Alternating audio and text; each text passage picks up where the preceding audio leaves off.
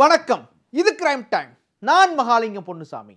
Vellore cement குடோனில் கட்டுக்கட்டாக பறிமுதல் செய்யப்பட்ட ரொக்கம் யாருடையது என்பதை உறுதிப்படுத்தும் பணியில் வருமான வரித்துறை அதிகாரிகள் தீவிரமாக ஈடுபட்டு வருகிறார்கள். பினாமி சட்டம் பாய வாய்ப்பு இருக்கிறதா?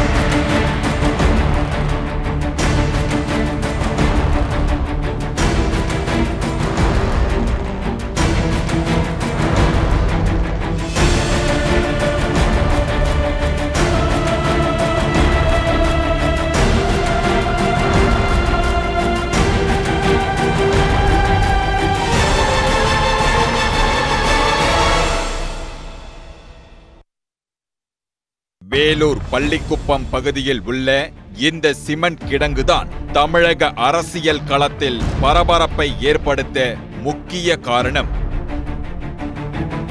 இந்த குடோனிலிருந்து கட்டுக்கட்டாக பறிமுதல் செய்யப்பட்ட பணம் தேர்தலையொட்டி வாக்காளர்களுக்கு கொடுக்க ஏற்பாடு செய்யப்பட்டதா என்ற கேள்வியால் வேலூர் தொகுதியில் தேர்தல் ரத்து செய்யப்படுமா என்ற கேள்வியும் எழுப்பப்படுகிறது.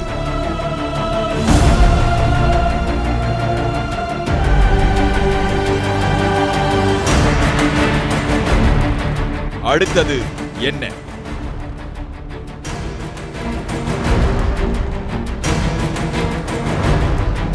இவர்தான் பூஞ்சோலை ஸ்ரீனிவாசன்.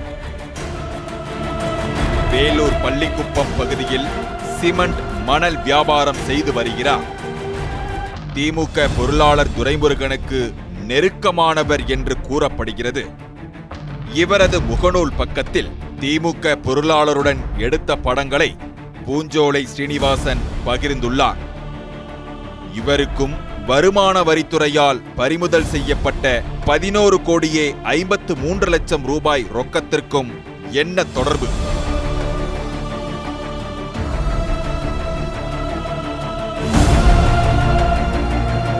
மார்ச் 29ஆம் தேதி இரவு வேலூர் திமுக பொருளாளர் துரைமுருகனின் வீடு உள்ளிட்ட இடங்களில் தேர்தல் பறக்கும் படையினர் சோதனை நடத்த முயற்சி செய்தனர். ஆனால் ஆவணம் இல்லாததால் அவர்களை சோதனை செய்ய அனுமதிக்கப்படவில்லை. இதனால் அவர்கள் அங்கிருந்து கிளம்பிவிட்டனர். 30ஆம் தேதி அதிகாலை 5 மணிக்கு மீண்டும் துரைமுருகன் வீட்டுக்கு வருமான வரித்துறையினர் உரிய ஆவணங்களை காட்டி சோதனையை ஆரம்பித்தனர்.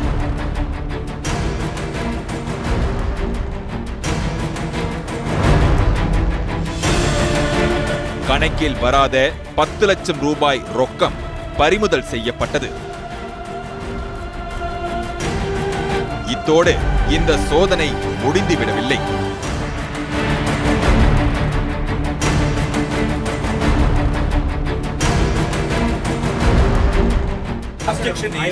As an officer, sir, as an officer, you have a full privilege.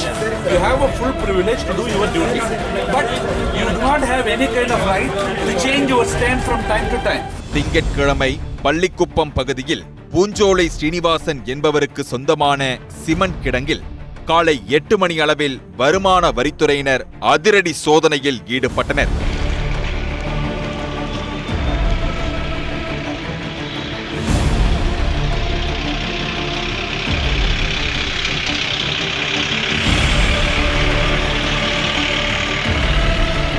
அப்போது பல சாக்கு மூட்டைகள், அட்டை பெட்டிகள், துணிப்பைகள் என 200 ரூபாய் கட்டுக்கள் கட்டுக்கட்டாக அடுக்கி வைக்கப்பட்டிருந்தன.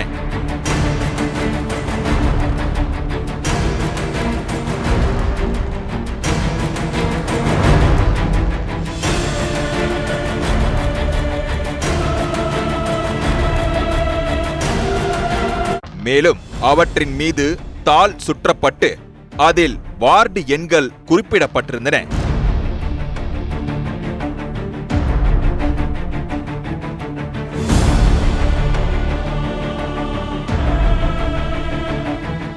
12 மணி நேரம் எண்ணப்பட்டதில் மொத்தம் 11,53,00,000 ரூபாய் பறிமுதல் செய்யப்பட்டுள்ளதாக வருமான வரித்துறை அதிகாரிகள் கூறினர்.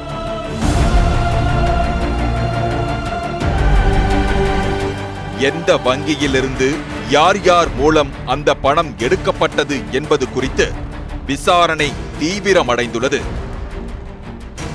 வேலூர் மக்களவை தொகுதியின் திமுக வேட்பாளரும் துரைமுருகனின் மகனுமான கதிரானந்துக்கு சொந்தமான கல்லூரியில் இருந்து இப்பணம் கொண்டுவரப்பட்டிருக்கலாம் என்ற சந்தேகத்தின் அடிப்படையில் வருமான வரித்துறையினர் மீண்டும் கல்லூரியில் சோதனை நடத்தினர். இது தொடர்பாக கல்லூரியில் உள்ள சிசிடிவி காட்சிகளையும் ஆய்வு செய்தனர். காட்சிகள் அளிக்கப்பட்டுள்ளதால் ரொக்கத்தின் நகர்வை இன்னும் உறுதிப்படுத்த முடியவில்லை. தொடர்ந்து காட்பாடி காந்தி நகரில் உள்ள துரைமுருகனின் வீட்டில் வருமான வரித்துறை அதிகாரிகள் இரண்டாவது முறையாக திங்கள் மதியம் முதல் மீண்டும் சோதனை நடத்தினர். அங்கு வார்டு வாரியாக வாக்காளர் விவரங்கள் குறிப்பிடப்பட்ட சில ஆவணங்கள் கைப்பற்றப்பட்டுள்ளன. அவற்றுக்கும் சிமெண்ட் கிடங்கில் கைப்பற்றப்பட்ட ஆவணங்களுக்கும் ஒரே மாதிரியானவையா என்ற கோணத்தில் விசாரணை நடந்து வருகிறது. பூஞ்சோலை ஸ்ரீனிவாசன் குடோனுக்கு எப்படி வந்தது 11,53,00,000 ரூபாய் பணம்? தனது பணம் என்று சொல்ல முடியாத நிலையில் ஸ்ரீனிவாசன் இருக்கிறார். அப்படி இருக்கும்போது இவர் யாருடைய பினாமி? பூஞ்சோலை ஸ்ரீனிவாசன் மீதும் துரைமுருகன் மற்றும் அவரது மகன் மீதும் பினாமி சட்டத்தின் கீழ் நடவடிக்கை எடுக்கப்படுமா என்ற கேள்வியை வருமான வரித்துறை அதிகாரிகளிடமே கேட்டோம். விசாரணை நடந்து வருகிறது. பூஞ்சோலை ஸ்ரீனிவாசனுக்கு சம்மன் அனுப்பப்பட்டுள்ளது. அவரது வாக்குமூலத்தின் அடிப்படையில் அடுத்த கட்ட நடவடிக்கை எடுக்கப்படும் என்று அதிகாரிகள் கூறியுள்ளனர். ஸ்ரீனிவாசனிடம் நடத்தப்படும் விசாரணையின் அடிப்படையில் ஓரிரு நாட்களில் விரிவான அறிக்கையை வருமான வரித்துறையினர் தேர்தல் ஆணையத்திற்கு அளிக்க உள்ளனர். அதையடுத்து வேலூர் தொகுதியில் தேர்தல் ரத்தாகுமா, பினாமி சட்டம் பாயுமா என்பது தெரிய வரும்.